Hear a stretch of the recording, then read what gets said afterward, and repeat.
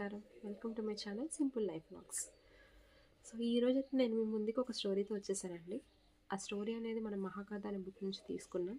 So ఆ book అనేది సత్యాత్ నాయక్ అనే ఒక ఆథర్ అనేవాళ్ళు దాన్ని రచించారు. సో ఈ బుక్లో వచ్చేసరికి టోటల్గా మనకి 100 స్టోరీస్ ఉన్నాయండి. సో ఆ 100 స్టోరీస్లో ఫస్ట్ స్టోరీ అనేది మనం ఈరోజు చూస్తున్నాం. సో ఈ స్టోరీ అనేది దేని గురించి అంటే సృష్టి అనేది ఎలా ఏర్పడింది, సృష్టి అనేదాన్ని ఎవరు, సృష్టికి ముందు ఎవరున్నారు, సృష్టిలో ఒక్కొక్కటి ఎలా ఎలా ఒకటి దాని తర్వాత ఒకటి ఎలా ఏర్పడింది అనేది తెలుసుకోవడానికి మనకి ఈ స్టోరీ అనేది ఉపయోగపడుతుందండి. సో స్టోరీలోకి వెళ్ళిపోదాం. ఇంకా ఈ సృష్టి అనేది ఏర్పడడానికి ముందు పరబ్రహ్మన్ అనే ఒక పదార్థమే ఉందండి. సో దాన్ని పదార్థం అనడం కన్నా కూడా it's a pure consciousness. So అది మన థాట్స్ కానీ మన సెన్సెస్ కానీ బియాండ్ రీచ్ అనమాట. మనం దాన్ని ఊహించలేము, అది ఎలా ఉంటుంది అనేది కూడా మనం వర్ణించలేము. కానీ దానికి ఎంతో శక్తి ఉంది, ఇన్ఫైనైట్ పొటెన్షియల్. సో ఈ పరబ్రహ్మన్ అనేటువంటి పదార్థం నుంచే మనకి సృష్టి అనేది ఏర్పడింది. It is very clear. So పరబ్రహ్మన్ ఇచ్చ వల్ల ఆయన కోరుకున్నారు కాబట్టి సృష్టి అనేది క్రియేట్ అయింది. సో పరబ్రహ్మ నుంచి మొట్టమొదటిగా ఉద్భవించింది ఏంటంటే ఓంకారం, vibration. That is the first sound అనమాట ఈ సృష్టిలో ఏర్పడింది. సో ఓంకారం నుంచి మనకి మహాతత్వ నుంచి 3 గుణాలు ఏర్పడినాయి. 3 గుణాలు అంటే సత్వగుణం, రజగుణం, తమగుణం. సో ఈ గుణాలకు కూడా ఒక్కొక్క దానికి ఒక్కొక్క విశిష్టత ఉంది. మొట్టమొదటి సత్వగుణం ఏంటంటే ప్రిజర్వేషన్, అంటే ఒక స్థితిని కంట్రోల్ చేసేది గుణమే సత్వగుణం. సో ఈ గుణం అనేది ఎవరి ఆధీనంలో ఉంటుంది అంటే విష్ణువు ఆధీనంలో ఉంటుంది. అదేవిధంగా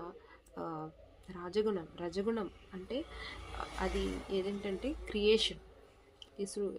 ఏదైనా ఒక సృష్టింపబడడానికి ఈ గుణం అనేది ఉపయోగపడుతుంది అనమాట. ఈ గుణం అనేది ఎవరి ఆధీనంలో ఉంటుందంటే బ్రహ్మగారి ఆధీనంలో ఉంటుంది. నెక్స్ట్ తమగుణం అనేది destruction, it means destruction. So ఈ విద్వాంసం అనేటువంటి ఈ గుణం అనేది శివుని యొక్క ఆధీనంలో ఉంటుంది. ఈ 3 గుణాలు ఈ 3 దేవతల ఆధీనంలో ఉంటాయన్నమాట. తర్వాత ఈ 3 గుణాల నుంచి మనకి ఫిజికల్ ఎలిమెంట్స్, 5 ఫిజికల్ ఎలిమెంట్స్ అనేవి క్రియేట్ అయినాయి. 5 ఫిజికల్ ఎలిమెంట్స్ అంటే మన పంచభూతాలు: గాలి, నీరు, నిప్పు, భూమి, ఆకాశం. సో ఇట్లా అనమాట. ఈ 5 పంచభూతాలు ఎప్పుడైతే ఏర్పడిన తర్వాత మనకి ప్రకృతి కూడా ఏర్పడింది, నేచర్ ఏర్పడిన తర్వాత ఇంకా వాటర్, ఇవన్నీ కూడా క్రియేట్ అయినాయి అనమాట. వాటర్ కూడా ఫ్లో అవుతూ ఉంటుంది.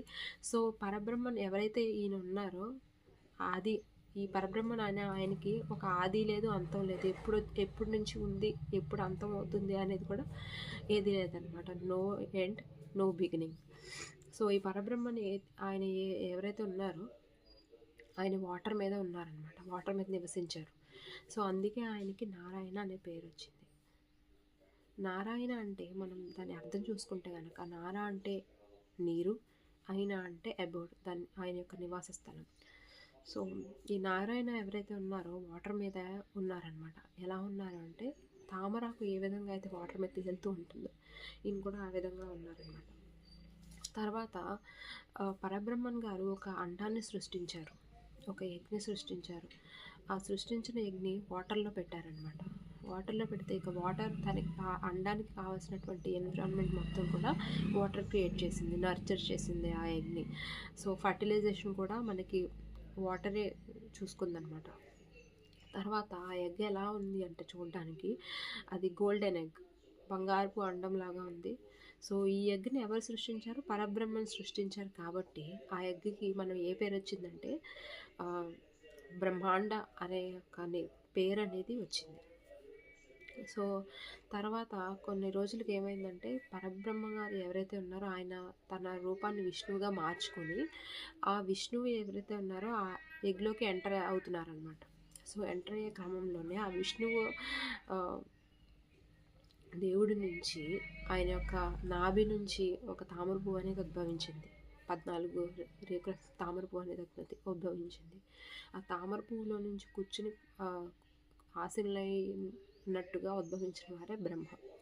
ఆయన చేతిలో కమండలం, ఇంకా ఆయన మెడలో ఒక పూలదండ ధరించి ఉన్నారు. సో బ్రహ్మ అనే ఆయన సృష్టించబడ్డారనమాట విష్ణువు నాభి నుంచి.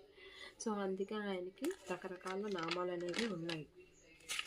అవేంటంటే పద్మయోని, నాభిజ అనే ఒక నామాలు అనేవి 2 నామాలు బ్రహ్మగారికి ఉన్నాయన్నమాట. తర్వాత సో ఈ బ్రహ్మగారు ఏంటంటే ఆయన పనే ఒక సృష్టిని క్రియేట్ చేయడం అన్నమాట. కానీ ఆయన కూడా పరబ్రహ్మం నుంచే వచ్చారు, అది మనం మర్చిపోకూడదు. సో ఇక్కడ బ్రహ్మ అనే ఆయన ది క్రియేటర్. సో ఆయన ఆధీనంలో ఉండేటువంటి గుణం ఏంటి? రజగుణం. తర్వాత బ్రహ్మగారు క్రియేట్ అయ్యారు కదా, ఆయన ఒక సంవత్సరం తర్వాత ఆ ఎగ్ అనేది ఏదైతే ఎగ్ ఉందో దాన్ని 2 భాగాలుగా విభజించారు. సో ఆ 2 భాగాలుగా చేసిన తర్వాత ఎగ్ అనేది అది చాలా పెద్దగా ఎక్స్ప్లోడ్ అయిందన్నమాట. 2 ముక్కలు అయిపోయింది. మొదటి ముక్క ఏదైతే ఉందో అది స్వర్గంగా ఏర్పడింది. నెక్స్ట్ ఇంకా రెండో భాగం ఏదైతే ఉందో అది భూమిగా ఏర్పడింది. ఈ రెండింటి మధ్య ఆకాశం అనేది ఏర్పడింది. సో ఈ విధంగా ఆ సృష్టి మొత్తం జరిగిందనమాట. జరిగిన తర్వాత ఇదంతా పూర్తయిన తర్వాత బ్రహ్మగారు ఇదంతా చూస్తున్నారు కూర్చొని. ఇది అయిపోయిన తర్వాత వెంటనే ఆయన తపస్సు చేయడానికి వెళ్ళిపోయారనమాట. Okay, when he is in deep meditation then the Vedas were created. So ఆయన తపశక్తి నుంచి మనకి వేదాలు అనేవి ఉద్భవించాయి. మనకి మొత్తం 4 వేదాలు ఉన్నాయి: ఋగ్వేదం, యజుర్వేదం, సామవేదం, అథర్వవేదం. సో ఈ వేదాలు అనేవి మానవ జాతికి కానీ ఇంకా దేవతలకు కానీ ఎవరికైనా కూడా వీటి నుంచి ఎంతో జ్ఞానం అనేది లభిస్తుంది. మన ఎన్నో సమస్యలకి సమాధానాలు వేదాల్లో దొరుకుతాయి. సో ఈ వేదాల నుంచి నెక్స్ట్ స్టోరీస్ అన్నీ కూడా మనకి డిపెండ్ అయి ఉంటాయి అన్నమాట. క్రొనాలజికల్ ఆర్డర్లో చూసుకుంటే వేదాల మీదే ఆధారపడి ఉన్నటువంటి స్టోరీస్ అన్నీ కూడా మనం లైన్లో మన రాబోయే వీడియోస్ అన్నింటిలో కూడా మనం చూద్దాం. ఇదేనండి, ఇంకా ఫస్ట్ స్టోరీ అయితే ఇంతటితో ఎండ్ అవుతుంది. నా కంటెంట్ కనుక, నా స్టోరీ కనుక మీకు నచ్చినట్టయితే కనుక తప్పకుండా లైక్ చేయండి, షేర్ చేయండి, సబ్స్క్రైబ్ చేసుకోండి. ఇంకా ఈ స్టోరీస్ బాగున్నాయి అని అనుకుంటే కనుక మీ ఫ్రెండ్స్ అండ్ ఫ్యామిలీస్ కూడా మీరు తప్పకుండా షేర్ చేయండి. Thank you.